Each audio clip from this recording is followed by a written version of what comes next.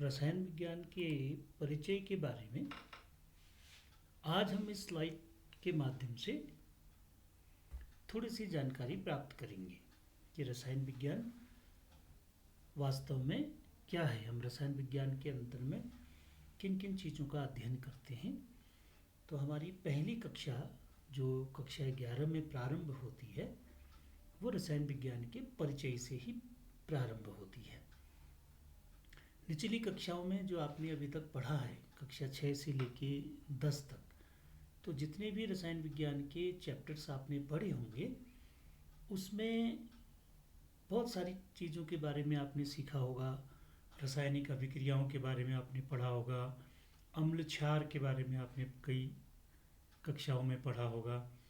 तो उनके साथ साथ में वो सारी बातें और उसके बारे में और डिटेल में, क्योंकि नीचे का जो कोर्स है और ऊपर कक्षा 11 और 12वीं में जो रसायन विज्ञान आप पढ़ते हैं वो बहुत विस्तृत में आप उसका अध्ययन करते हैं। तो उसका प्रारंभ हम कैसे करते हैं, रसायन विज्ञान को थोड़ा सा समझने का इस वीडियो के माध्यम से हम प्रयास करते हैं। तो कुछ स्लाइड्स इसमें हमने बनाई हैं, तो उस स्लाइड्स को आप ध्यान से देखिए। कुछ नोट भी करना चाहें तो उससे आप नोट भी कर सकते हैं कि क्या रसायन विज्ञान है हमारा है। रसायन विज्ञान पदार्थ और उसके गुणों तथा विभिन्न परिस्थितियों में उसके व्यवहार का अध्ययन है। इसे विज्ञान की एक केंद्रीय शाखा भी माना जाता है जो अन्य विज्ञानों जैसे भौतिक विज्ञान, जीव विज्ञान और भूगर्भ विज्ञान जिसे हम कहते हैं उससे जुड़ा हुआ होता है। और रसायन विज्ञान में पदार्थ के निर्माण, उसकी संरचना और उसके गुणों के साथ साथ उसकी प्रतिक्रियाओं का भी अध्ययन हम करते हैं। अब असल में रसायन विज्ञान की अगर हम शुरुआत करते हैं तो रसायन विज्ञान हमारा कहाँ से शुरू होता है। आप इस चीज़ को बड़े छोटे से कॉन्सेप्ट से समझना प्रारंभ कीजिए कि जहाँ पर बैठ कर के आप अभी इस वीडियो को देख रहे हैं, आप देखिए कि आपके आसपास में कितनी चीज़ें रखी हुई हैं। तो ये सारी चीज़ें किसके अंदर आती हैं, ये पदार्थ के अंदर में आती हैं। पदार्थ की निचली कक्षाओं में हमने बहुत सारी परिभाषाएं पढ़ी होंगी और पदार्थ की परिभाषा आप अक्सर ये होता है कि जैसी किताब में लिखी होती हैं आप वैसे ही पदार्थ की परिभाषा को रट लेते हैं कि पदार्थ क्या होता है जिसको हम हाथों से छू सकते हैं। पदार्थ वो होता है जिसका अपना कोई आकार होता है। पदार्थ वो होता है जिसमें कोई अपना भार होता है, या वो ऐसी चीज़ होती है जिसको हम किसी एक स्थान से दूसरे स्थान तक ले जा सकते हैं। तो ये इतनी कुछ जो किताबी परिभाषाएं हैं वो हम रटने का प्रयास करते हैं। तो विज्ञान में क्या होता है कि रटने के अलावा आपको समझने का, अपने आसपास में जो चीज़ें आपने रखी हुई हैं उसमें यदि आप विज्ञान को खोजने का प्रयास करेंगे तो विज्ञान उतनी आसानी से आपको समझ में आ जाता है। अब जहाँ पर आप बैठ कर के अभी ये चीज़ देख रहे हैं, ये वीडियो आप देख रहे होंगे या सुन रहे होंगे, तो उसके आसपास आप देखिए कितनी चीज़ें हैं। तो ये सभी चीज़ें क्या हैं, ये पदार्थ के हैं सब। ये सभी चीज़ें पदार्थ में आती हैं। अब आप किसी भी सामान को उठा के देखेंगे तो उसका कोई निश्चित आकार आपको दिखेगा, उसका कोई निश्चित भार भी आपको दिखेगा। उसको आप एक जगह से उठा करके दूसरी जगह आप रख सकते हैं, है ना। तो ये सब क्या है, ये पदार्थ के गुणों में ही आता है। तो इसके लिए किसी पदार्थ की आपको परिभाषा याद करने की या रटने की आवश्यकता नहीं है। तो पदार्थ क्या है, हमारे चारों ओर जो भी चीज़ें हमको दिखाई देती हैं, जिनको हम महसूस कर सकते हैं, वो सब क्या है, वो पदार्थ में आता है। तो उसी पदार्थ के कंपोजिशन, वो पदार्थ किन चीज़ों से मिलकर के बना होता है, उसमें कौन से कण, परमाणु, अणु, ये सब चीज़ें मिलकर के बनी होती हैं, उसी का अध्ययन हम किस में करते हैं, रसायन विज्ञान में करते हैं। तो ये रसायन विज्ञान की एक ऐसी परिभाषा है कि जिसके अनुसार क्या है कि हम लिखा नहीं लिखा, रसायन विज्ञान पदार्थ और उसके गुण, क्या पदार्थ है, मतलब किससे शुरू हो रहा है, पदार्थ से ही शुरू हो रहा है। तो जब आप रसायन विज्ञान को पढ़ना शुरू करेंगे तो आपको पदार्थ पहले समझ में आना चाहिए कि ये पदार्थ क्या होता है। तो पदार्थ को हम क्या कहते हैं, मैटर, जिसके बारे में हमने निचली कक्षाओं में अध्ययन किया हुआ है, तो वही पदार्थ है। अब उस पदार्थ के विभिन्न गुण हैं, उसके भौतिक गुण भी होते हैं, पदार्थ के रासायनिक गुण भी होते हैं। अच्छा, उसका विभिन्न परिस्थितियों में व्यवहार का मतलब क्या हुआ कि उस पदार्थ को आप गर्म करेंगे तो कैसा होगा, उस पदार्थ को आप थोड़ा सा ठंडे टेम्परेचर में अर्थात कम टेम्परेचर में रखेंगे तो वो पदार्थ कैसा व्यवहार करेगा। ये उसके विभिन्न परिस्थितियों में उसके व्यवहार का अध्ययन हो गया। तो ये भी किसके अंदर आता है, ये भी रसायन विज्ञान के अंदर आता है। इसके साथ साथ ये कहता है कि रसायन विज्ञान क्या है, सभी तरह का विज्ञान। अब आपने ये तो देख लिया कि विज्ञान की बहुत सारी शाखाएं होती हैं जो अभी तक आपने पढ़ी होंगी। उसमें भौतिक विज्ञान भी है, रसायन विज्ञान है, जीव विज्ञान है, या भूगर्भ विज्ञान है। ये सब विज्ञान कुछ मेजर जो शाखाएं हैं वो विज्ञान है। तो उन सब का क्या है, ये केंद्र विज्ञान है जिसको हम कहते हैं रसायन विज्ञान। ठीक है, इस पर अब आगे देखते हैं।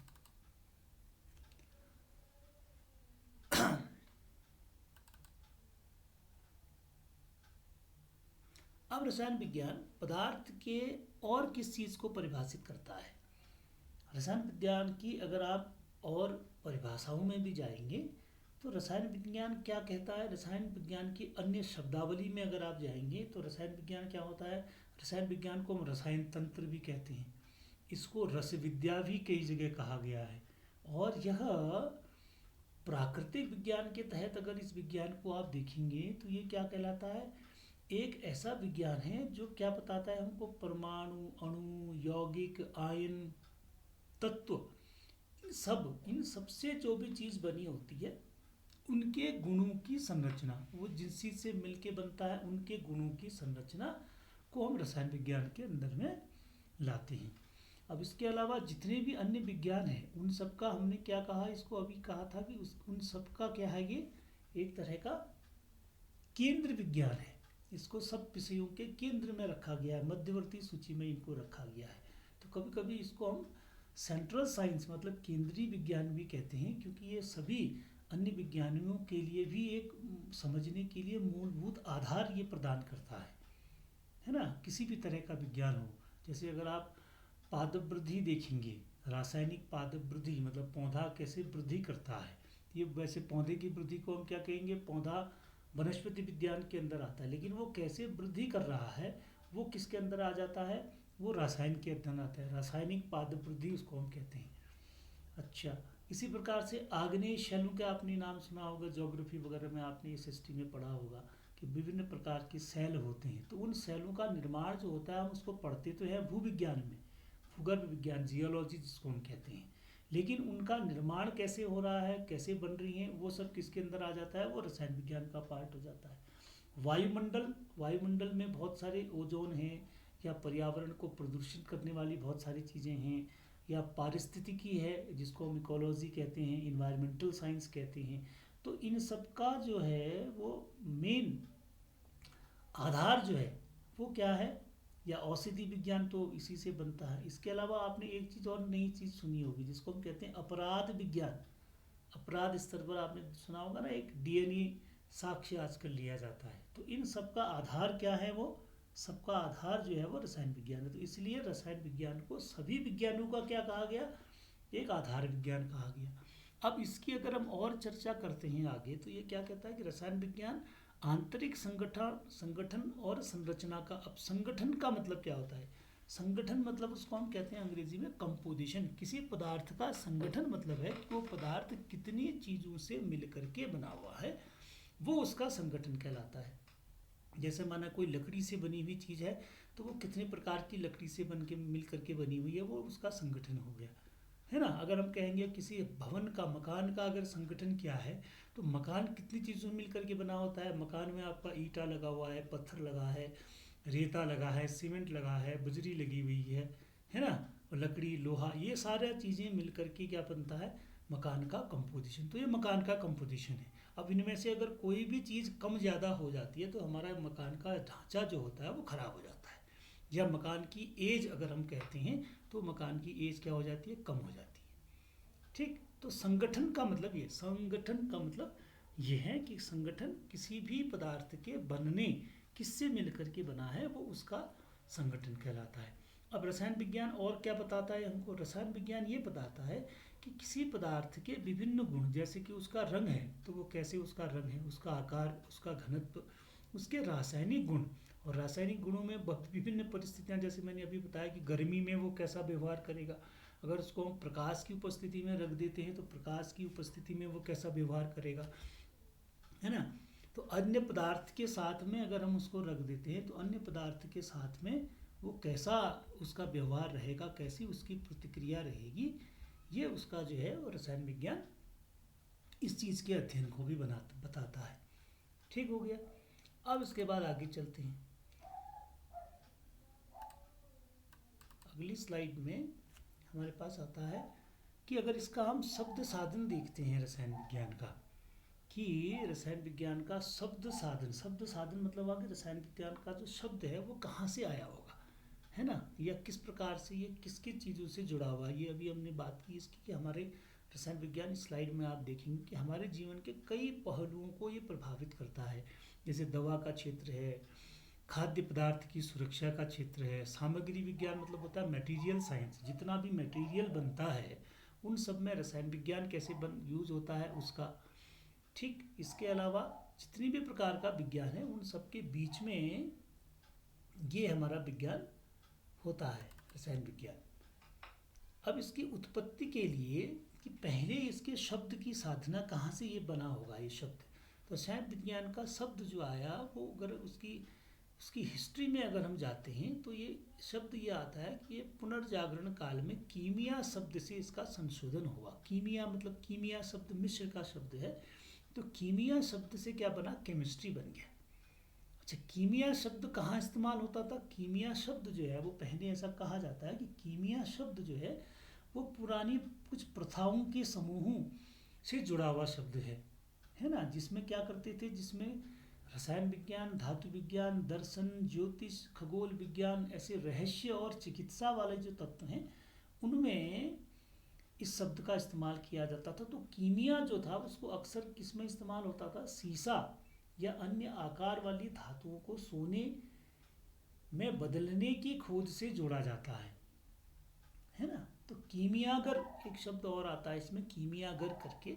तो आधुनिक रसायन विज्ञान के कई सवालों में ये रुचि रखते थे कि कैसे ये विज्ञान हमारा बना होगा। ठीक है, तो कीमिया शब्द जो आया वो किससे जुड़ा हुआ है, इन्हीं सब चीज़ों से। यानी पुराने समय में धातुओं की खोज हो गई और शीशे वगैरह की जब खोज हो गई तो उस खोज को जोड़ा गया किस शब्द से, कीमिया शब्द से। और कीमिया शब्द से ही ग्रीक शब्द से लिया गया है क्रीमिया, तो क्रीमिया शब्द से ही बाद में क्या बन गया हमारा, केमिस्ट्री बन गया।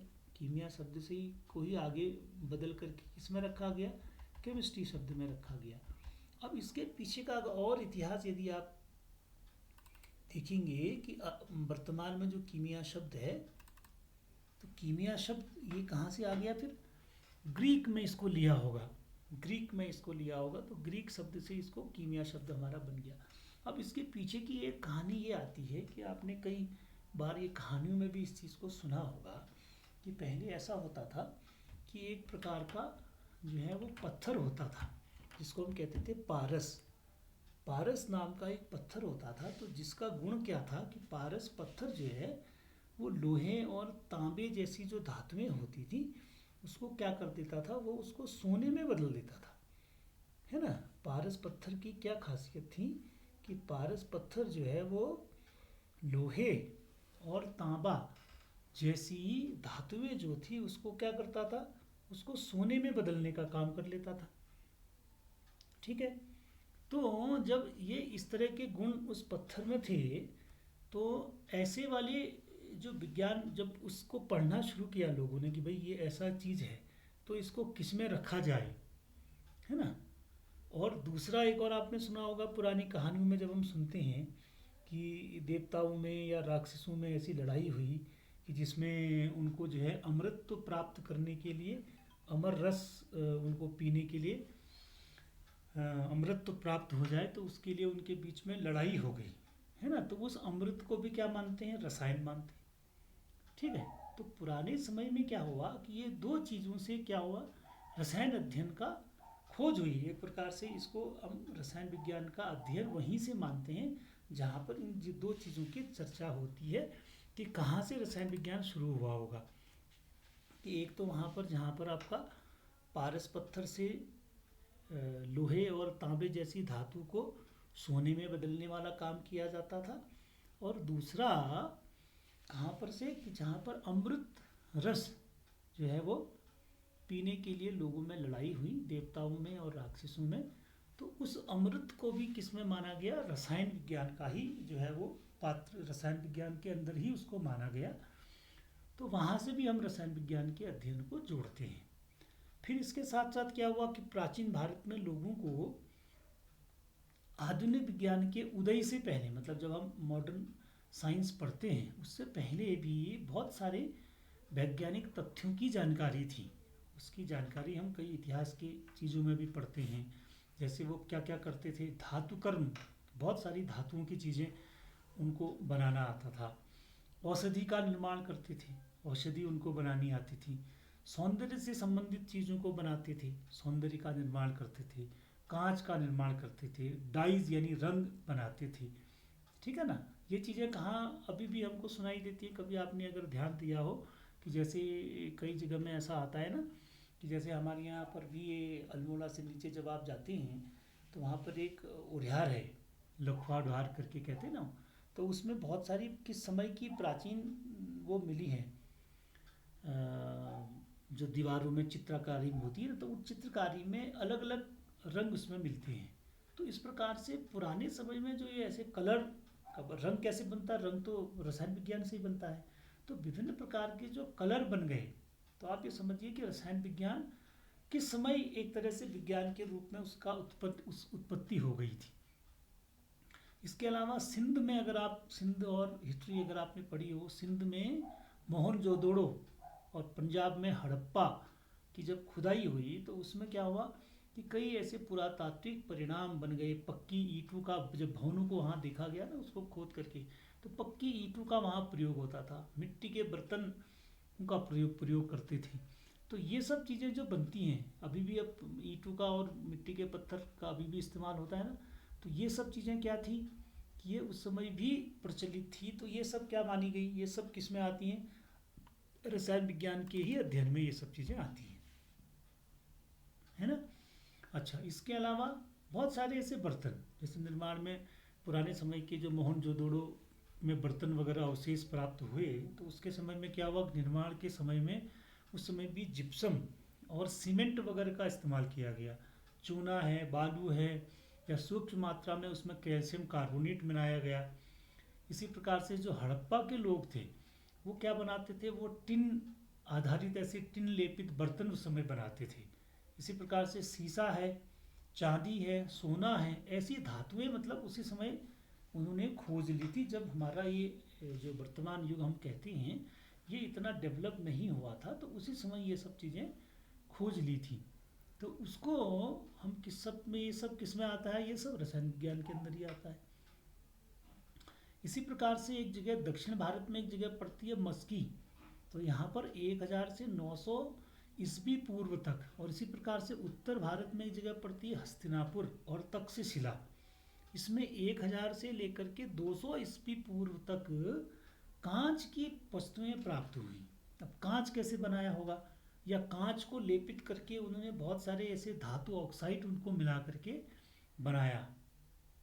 इसी प्रकार से अजंता एलोरा के नाम आपने सुना है, तो अजंता एलोरा की दीवारों पर जो चित्रकारी मिली है उसमें भी ये सिद्ध करते हैं कि वो कितनी प्राचीन समय में ये हमारा विज्ञान जो है रसायन विज्ञान, वो प्राचीन समय में भी उपस्थित था। लोग उसका इस्तेमाल करते थे कई चीज़ों को बनाने में, है ना। अच्छा, इससे पूर्व का अगर और आप विस्तृत पिछले और चीज़ों में जाते हैं तो उसके और पूर्व में जाएंगे तो आपको क्या मिलता है, फिर वो ऋग्वेद काल वगैरह आ जाता है। तो ऋग्वेद के अनुसार, ऋग्वेद क्या कहता है हमारा, लगभग 1000 से 400 ईस्वी पूर्व में जो चर्म शोधन की क्रिया थी, चर्म शोधन मतलब होता है चमड़े को साफ करने वाली जो विधि होती है, या जो कपास के रंजन का कार्य होता था, ये सब कार्य। इसके अलावा उत्तर भारत में जो काली पॉलिश वाले बहुत सारे ऐसे बर्तनों का निर्माण करते थे, और ऐसे स्वर्णिम चमक वाले ऐसे बर्तन बनाते थे। और ऐसे भी बहुत सारे हैं कि जिनका तो अभी पता ही नहीं चला कि वो कैसे बनाते थे। वो कुछ ऐसी चीज़ें थी, ऐसी टेक्नोलॉजी उनके पास थी कि उनको दोहराया नहीं जा सका, क्योंकि उस समय कुछ ऐसी जो भी साइंस था, जो भी ज्ञान था, उसको ऐसा स्टोर करने की जगह तो थी नहीं कि कोई उसकी पुस्तक लिख लेगा। तो जो उस समय उनको ज्ञात था, जो उन्होंने बनाया, तो जब वो पीढ़ी समाप्त हो गई तो वो आगे को बढ़ ही नहीं पाया। तो बहुत सारी ऐसी चीज़ें वैज्ञानिकों को मिली बाद में खोज में कि जो ज्ञान उस समय उनके पास में था वो उसको आगे बढ़ा ही नहीं पाए, उनको मिला ही नहीं उसका सोर्स कि भाई इसको हम कैसे बनाएं। और तो वो रहस्य बन गई वो चीज़ें, तो उसको रासायनिक रहस्य के रूप में माना जाता है। इसी प्रकार से वो बर्तन जो उनको मिले, उस बर्तन से ये पता चला कि भाई जो भट्टियाँ बनती हैं, बर्तन भट्टियों में पका करके बनाए जाते हैं, तो उनको भट्टियों का जो ताप रहा होगा, उनको कितने दक्षता के रूप में उसको नियंत्रित किया जाता था, कितने नियंत्रित तरीके से उसको बनाया जाता होगा। आजकल तो क्या होता है, आजकल हम क्या करते हैं, उसमें रेगुलेटर्स वगैरह लगा देते हैं। टेम्परेचर नापने के लिए बहुत सारी ऐसी मशीनें होती हैं कि ऑटो कट हो जाता है। अगर टेम्परेचर उससे थोड़ा सा भी ऊपर को चला जाएगा तो वो जो भी हम ऐसी मशीन इस्तेमाल करते हैं, वो मशीन क्या करती है कि उसका टेम्परेचर ऑटोमेटिक जो है वो बंद कर देती है, वो मशीन वहीं पर ऑफ हो जाएगी, है ना। ऐसी चीज़ें हम घरों में भी बहुत सारी इस्तेमाल करते हैं कि जिसमें क्या होता है कि ऑटो कट लग जाता है ना। जैसे प्रेस ही आपने देखी होगी, तो प्रेस को हम क्या करते हैं, वो घुमाने वाला उसमें आता है। तो घुमाने वाले में क्या होता है कि प्रेस जब ज़्यादा गर्म हो जाती है, पतले कपड़े में हमको प्रेस करना है, तो वो प्रेस क्या हो जाती है, ऑटो कट हो जाती है, बंद हो जाती है। जब ठंडी हो जाती है फिर से गर्म होने लग जाती है। कई आजकल तो इतनी ऑटोमेटिक प्रेस हैं कि जिनमें पानी भी रहता है, पानी भी आप किनारे से डाल सकते हो, तो वो हल्का हल्का उसमें पानी भी चला जाता है ना। तो उस समय ये सब चीज़ें नहीं थी, तो लेकिन जो भट्टी इस्तेमाल करते थे वो उन बर्तनों को बनाने के लिए, तो उसका टेम्परेचर वो कैसे कंट्रोल करते होंगे, ये भी एक रहस्य वाली बात है ना। इसी प्रकार से अथर्ववेद में भी जो है रंजकों का वर्णन है। रंजक मतलब क्या हुआ, कलर्स का, डाइस का, जो हम डाई इस्तेमाल करते हैं, जो हमारे विभिन्न प्रकार के कलर जो हम कपड़े वगैरह इस्तेमाल पहनते हैं, तो उनमें वो डाई कैसे इस्तेमाल करते होंगे, कैसे उन्होंने बनाई होगी, इन सब चीज़ों का भी अथर्ववेद में वर्णन है। तो इसका मतलब ये सब चीज़ें क्या बता रही हैं हमको, ये बताती हैं कि जो हम रसायन विज्ञान अभी पढ़ रहे हैं, ये रसायन विज्ञान कितना पुराना है, मतलब किस समय से इसकी उत्पत्ति हो गई थी। इसके अलावा भी अगर आप देखेंगे और तो बहुत सारे ऐसे रसोपनिषद हैं जिनमें साहित्य हैं, जिनमें बारूद बनाने का इस्तेमाल, बारूद बनाने का विवरण लिखा हुआ है। इसी प्रकार से गंधक है, चारकोल है, पोटेशियम नाइट्रेट है, पारा, कपूर, इन सब के उपयोग से पटाखे बनाने का विवरण है पुराने साहित्यों में, है ना। इसी प्रकार से चाणक्य का एक अर्थशास्त्र के अर्थ में उन्होंने एक वर्णन किया है, समुद्र से लवण बनाने का, एक लवणोत्पादन का एक वर्णन उन्होंने अपने अर्थशास्त्र में भी किया हुआ है। और पीछे जाते हैं तो पुराने वैदिक साहित्य में वर्णित अनेक पदार्थ हैं, जिनमें तांबे के बर्तन, लोहे के बर्तन, स्वर्ण आभूषण बनाने की, इस तरह के बर्तनों का प्राप्त होना या उनके बनाए जाने का कहीं पर प्रमाण प्राप्त होता है ना। तो और इसी प्रकार से चरक संहिता जो है, चरक संहिता हमारे भारत का सबसे पुरातन आयुर्वेद का ग्रंथ है ना। चरक संहिता क्या है, हमारे भारत का पुरातन आयुर्वेद का ग्रंथ है। तो आयुर्वेद में उस समय जो इलाज करने की विधि थी वो आयुर्वेद में ही थी। आयुर्वेद से ही मतलब क्या हुआ, जड़ी बूटी से ही हम सब इलाज करते थे। जैसे आपने अभी देखा होगा कोविड के टाइम पे बहुत सारे लोगों ने घर में तुलसी है, गिलोय है, ऐसे बहुत सारी चीज़ों का सेवन करना प्रारंभ कर दिया था, है ना। और उस वजह से क्या हुआ कि उसके कारण से इन सब चीज़ों के प्रति लोगों का और रुझान बढ़ गया कि हमें घर में तुलसी लगानी चाहिए, हमें गिलोय लगानी चाहिए, है ना। हमारे आसपास में भी बहुत सारी चीज़ें ऐसी मिलती हैं, जैसे तेज पत्ता मिलता है, हम इस्तेमाल करते हैं, है नहीं। तो इन सब से दवाइयाँ बनाने का जो विधि है इसके निर्माण से, तो वो किस में मिलती है, सबसे पुरातन आयुर्वेद का जो ग्रंथ है भारत का, वो है चरक संहिता। उसमें ये सब चीज़ें मिलती है। तो उस चरक संहिता वाले ग्रंथ में ये भी उल्लेख मिलता है कि जिसमें गंधक का अम्ल, नाइट्रिक अम्ल, मतलब ये जो हम H2SO4 लैब में इस्तेमाल करते हैं, सल्फ्यूरिक अम्ल जिसको हम कहते हैं, नाइट्रिक अम्ल है, टिन है, लोहा है, सीसा है, या जस्ते के ऑक्साइड हैं, सल्फेट है, कार्बोनेट है, ऐसी चीज़ें बनाने का उपयोग करने की विधि उसमें लिखी गई है, और इसको कैसे रोगी को दिया जाता है, रोग का उपचार करने में इसको कैसे इस्तेमाल किया जाता है, इसका भी उसमें जो है अ, लिखा गया है इसके बारे में, है ना। अच्छा, इसके साथ साथ एक और चीज़ आजकल आपने सुनी होगी, जो अब हम कई चीज़ों में अखबार में आपने पढ़ा होगा या सुना भी होगा, उसको हम क्या कहते हैं, एक चीज़ बड़ी कॉमन से शब्द उसका इस्तेमाल करते हैं जिसको हम कहते हैं नैनो टेक्नोलॉजी। सुना ना नाम हमने, अखबार में कई बार आता है नैनो टेक्नोलॉजी। भाई नैनो टेक्नोलॉजी क्या है? तो नैनो टेक्नोलॉजी का उस समय भी कणों के आकार के आधार पर उसकी कल्पना की गई थी कि कि कणों का आकार इतना छोटा कर दिया जाए कि जिसको हम क्या कह सकते हैं, परा सूक्ष्म प्रौद्योगिकी कहते हैं उसको, परा सूक्ष्म प्रौद्योगिकी। वर्तमान में हम उसको क्या कहते हैं, नैनो टेक्नोलॉजी कहते हैं। तो इसमें क्या करते हैं, बहुत सारी धातुओं की जो छोटे छोटे ऐसे कण होते हैं उनको रोग के उपचार में इस्तेमाल किया जाता है, और उसी धातुओं के कणों को हम नैनो कण कहते हैं। वो बहुत छोटे होते हैं, माइन्यूट, जो आपको दिखाई भी नहीं देते हैं, ठीक है ना। इसी प्रकार से एक भारतीय वैज्ञानिक का बड़ा नाम इसमें आता है जिनको कहते हैं नागार्जुन। ये बड़े महान भारतीय रासायनिज्ञ हुए हैं जिन्होंने एक विख्यात धातु वैज्ञानिकी थे। ये धातु वैज्ञानिक मतलब मटेरियल साइंस पे काम करते थे। धातु विज्ञानी मतलब क्या हुआ, जो धातु के वैज्ञानिक थे। धातु मतलब विभिन्न प्रकार की धातु हैं, लोहा है, चांदी है, सोना है, ठीक है ना। तो इन्होंने क्या किया, तो इन्होंने एक रचना रस रत्नाकर, यानी जो पारे से संबंधित एक यौगिक है उससे संबंधित एक रचना इन्होंने की है, जो जिसमें पारा जो धातु होती है, पारा किसके रूप में मिलता है आपको, लिक्विड फॉर्म में होता है ना। पारा धातु होती है लेकिन किस रूप में होती है, द्रव अवस्था में मिलती है।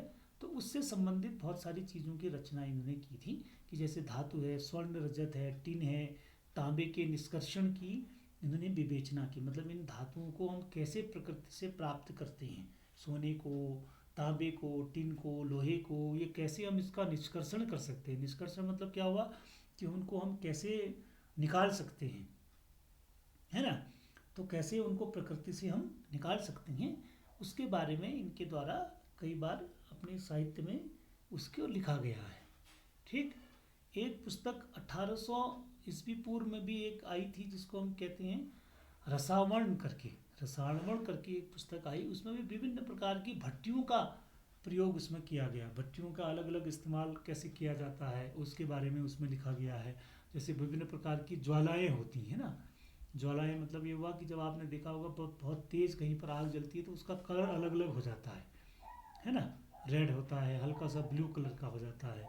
तो विभिन्न प्रकार की भट्टियाँ, जिसका टेम्परेचर जितना ज़्यादा होता है तो टेम्परेचर के आधार पर ही वो उस अग्नि का कलर भी हो जाता है। इसी प्रकार से एक चक्रपाणी वैज्ञानिक थे, तो चक्रपाणी ने पारा सल्फाइड की खोज की थी। साबुन की खोज भी चक्रपाणी ने की थी। उन्होंने साबुन को क्या किया, सरसों के तेल और कुछ क्षार के साथ में मिला करके उन्होंने साबुन का तेल, साबुन से उन्होंने साबुन का इस्तेमाल, साबुन को बनाया मतलब सरसों के तेल से, और उसमें कुछ क्षार मिला दिए। क्षार, अम्ल क्षार हमने पढ़े ना, क्षार क्या होते हैं, जैसे किए हुआ चाहे क्षार जो कड़वा होता है स्वाद में, उसको हम क्षार कहते हैं। तो उसको और तेल को मिला करके, सरसों के तेल को मिला के उन्होंने साबुन का निर्माण किया था, ठीक है ना। तो इस प्रकार से अगर हम केमिस्ट्री का हिस्ट्री भी देखेंगे, उसकी परिभाषा देखेंगे, उसकी हिस्ट्री को देखेंगे, तो ये बड़ा विस्तार से इसके बारे में आपको पढ़ने को मिलेगा। हालांकि हमारे कोर्स में इतना ज़्यादा नहीं है, लेकिन इस वीडियो के माध्यम से हमने ये इसलिए बनाया कि थोड़ा सा जब आप केमिस्ट्री पढ़ते हैं तो केमिस्ट्री में जितनी ज़्यादा चीज़ें आपको सीखने को, सुनने को मिलेंगी, तो उससे क्या होता है, उससे आपको सब्जेक्ट में उतनी ज़्यादा इंटरेस्ट पैदा होता है। इसी प्रकार से एक आपने नाम सुना होगा वराह मिहिर का। तो उन्होंने एक बृहद संहिता लिखा, जिसमें उन्होंने एक ऐसा लिखा कि दीवारों में, छतों में, मंदिर में लगाई जाने वाली जो चीज़ें होती हैं वो कैसे पदार्थ बनाया जाता है। वो फलों से, बीजों के छालों के रस से बनाए जाने वाला पदार्थ है। तो ऐसे पदार्थ की उन्होंने कल्पना की है, उसमें लिखा है उसके बारे में, है ना। तो इस प्रकार जिसको हम क्वाथ कहते हैं ना, एक आयुर्वेद में शब्द आता है क्वाथ, मतलब एक्सट्रैक्ट। जैसे हम भी लैब में एक्सट्रैक्ट बनाते हैं तो एक्सट्रैक्ट कहते हैं उसको। तो उस क्वाथ को बनाते हैं, उसको कैसे उसमें अलग अलग रेजिन यानी कलर मिलाए जाते हैं कई प्रकार के। और इसी प्रकार से हम कैसे इत्र का निर्माण, सौंदर्य प्रसाधन का निर्माण, तो ये सब चीज़ें क्या हुई, जैसे अगरबत्ती का निर्माण है, तो अगरबत्ती का निर्माण भी जो है वो पुराने समय में कई चीज़ों में इसके बारे में लिखा गया है। तो ऐसे भारत में अगर हम अपने देश के हिसाब से देखेंगे तो ये रसायन विज्ञान का जो इतिहास है ये बहुत विस्तृत है, बहुत पुराने समय से आया हुआ विज्ञान है। ये ऐसा नहीं है कि अभी आप इसकी खाली एक डेफिनेशन किताब से पढ़ लेंगे और वही डेफिनेशन आपको रसायन विज्ञान के बारे में बताती है। अगर आप और विस्तृत इसके बारे में अध्ययन करना चाहेंगे तो आपको बहुत सारी चीज़ें इसमें सीखने को पढ़ने को मिलेंगी। तो कुल मिला के मैंने क्लास में भी आपको जैसे बताया था परसों की क्लास में, हम जितना अपने जूते चप्पल से लेकर के सिर में इस्तेमाल होने वाले तेल तक जितना हम इस्तेमाल करते हैं अपने शरीर में, उन सब में आपको क्या मिलेगा, रसायन विज्ञान मिलेगा, है ना, एप्लीकेशन के हिसाब से। इसके अलावा आप सुबह उठने से लेकर के सोने तक जितनी चीज़ें आप इस्तेमाल करते हैं अपने घर में, उठने से लेके सोने तक, यानी उठते समय आप साबुन इस्तेमाल करते हैं, उठने के बाद में पेस्ट इस्तेमाल करते हैं, वहाँ से लेकर के सोते समय तक आप कोई माना दवाई भी ले रहे हैं, ठीक, तो वहाँ तक आप जितनी चीज़ों का इस्तेमाल करते होंगे रोज़ में दैनिक अपने जीवन में, उनमें आपको लगभग 95% सब चीज़ों में क्या मिलेगा, रसायन विज्ञान मिलेगा। तो रसायन विज्ञान हमारा जितना भी विज्ञान आप पढ़ते हैं उन सब विज्ञानों में सबसे ज़्यादा इस्तेमाल होने वाला विज्ञान है, सबसे ज़्यादा चीज़ों में इस्तेमाल होने वाला विज्ञान है। कि कोई भी विज्ञान, कोई भी चीज़ जो हम चाहे वो खाने पीने वाली चीज़ हो, पहनने वाली हो, सौंदर्य प्रसाधन हो, दवाइयाँ हो, अब हम जब इसके उपयोग के बारे में नेक्स्ट में पढ़ेंगे तो उसके उपयोग को भी हम विस्तार से पढ़ेंगे कि उसका उपयोग रसायन विज्ञान का कहाँ कहाँ पे। अभी तो हम खाली इसकी हिस्ट्री पढ़ रहे हैं कि रसायन विज्ञान वास्तव में कहाँ से शुरू हुआ था, मतलब ये अभी की बात नहीं है कि किस समय से रसायन विज्ञान हमारा चल रहा है। तो उसके बारे में हमने थोड़ा सा आपको बताया, तो आप इसको सुन करके देख करके इसके बारे में कुछ नोट करना चाहें तो इसमें से आप नोट भी कर सकते हैं। तो इसको नोट करके आप इसको अपने लिए लिख सकते हैं, ठीक है।